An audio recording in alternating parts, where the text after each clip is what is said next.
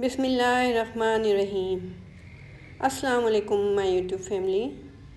I hope آپ لوگ خیریت سے ہوں گے، خوش باش ہوں گے، صحت و تندرستی کے ساتھ ہوں گے۔ میری طرف سے آپ سب کو رمضان کے بابرکت مہینے کی بہت بہت مبارک ہو۔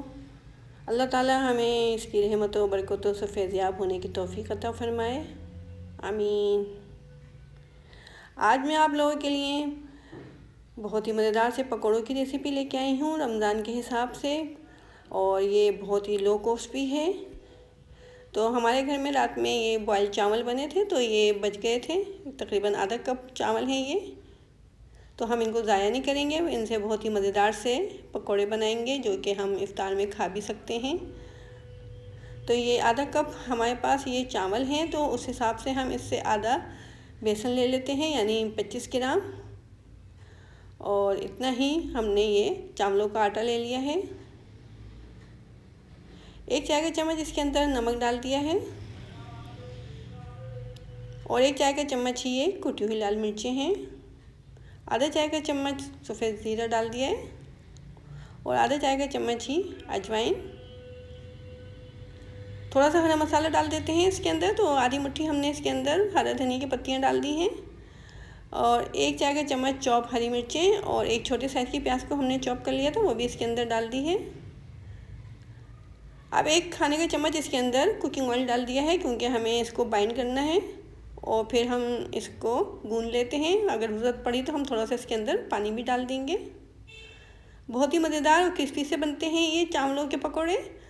تو اگر آپ کے گھر میں بھی چاول بچ جاتے ہیں تو ان کو ضائع نہیں کیا کیجیے، انہیں فریز کر دیا کیجیے، اور جب آپ کو ضرورت ہو یا پھر افطار کے ٹائم آپ یہ بہت مزیدار سے پکوڑے بنا سکتے ہیں۔ اچھے طریقے سے ہم نے اس کو گون لیا ہے، تھوڑا سا پانی بھی ہم نے اس کے اندر ڈالا تھا۔ اب اس کو تھوڑی سی دیر کے لیے ہم ریسٹ پہ چھوڑ دیتے ہیں، تاکہ بیسن اور چاولوں کا آٹا اچھے طریقے سے پھول جائے اس کے اندر، اور یہ یکجان ہو جائیں۔ دیکھیں آدھا گھنٹے کے لیے ہم نے اس کو رکھا تھا، اب ہم اس کے پکوڑے بنا لیتے ہیں۔ اب جس شیپ میں آپ کو بنانا ہو پکوڑے، اس شیپ میں آپ بنا لیں۔ میں سیخ کباب شیپ میں بنا رہی ہوں یہ، اس طرح سے ہاتھوں سے اس کو گول گول گھما کے ہم نے سیخ کباب شیپ میں بنا لیا ہے۔ اس طرح سے ہم تمام آمیزے کے یہ پکوڑے بنا لیں گے۔ بہت ہی مزیدار سے بنتے ہیں یہ چاولوں کے پکوڑے، اور بہت ہی کرسپی بھی ہوتے ہیں یہ۔ آپ اس کو چاہیں تو املی کی چٹنی کے ساتھ، یا ہرے رائتے کے ساتھ، یا پھر اناردانی کی چٹنی کے ساتھ بھی سرو کر سکتے ہیں۔ تمام پکوڑے اسی طریقے سے ہم بنا لیں گے، پھر ان کو ہم ڈیپ فرائی کر لیں گے۔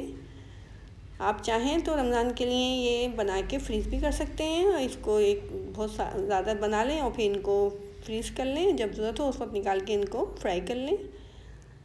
دیکھیں یہ ہم نے تمام بنا لیے ہیں پکوڑے۔ اب آئل ہم نے گرم کرنے کے لیے رکھ دیا تھا، اب ان کو ہم میڈیم فلیم پر فرائی کر لیں گے، جب تک کہ یہ گولڈن براؤن نہیں ہو جاتے، اتنی دیر تک ہم ان کو فرائی کریں گے۔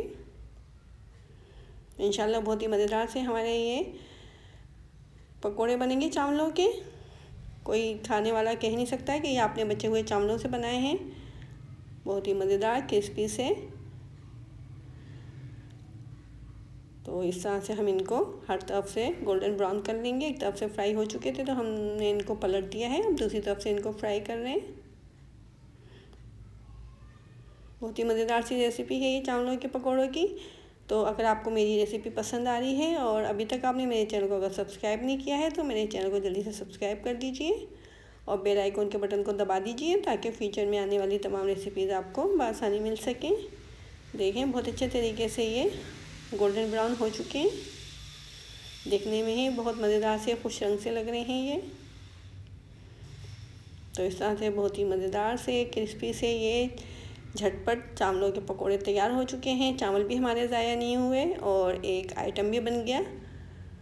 تو اگر آپ کو یہ ریسیپی میری اچھی لگ رہی ہے تو کمنٹ باکس میں جلدی سے بتائیے کہ آپ کو میری یہ ریسیپی کیسی لگی، اور ہمارے چینل کو اپنے دوستوں اور رشتہ داروں کے ساتھ ضرور شیئر کریں، اور اپنی دعا میں ہمیں ہمیشہ یاد رکھیں۔ دیکھیں ہم انہیں دکھاتے ہیں آپ کو کہ یہ کیسے بنے ہیں، بہت ہی کرسپی سے، اندر سے بھی یہ فرائی ہو چکے ہیں۔ ہم نے اسے اناردانی کی چٹنی کے ساتھ سرو کیا ہے۔ اب ہمیں اجازت دیجیے، اللہ حافظ۔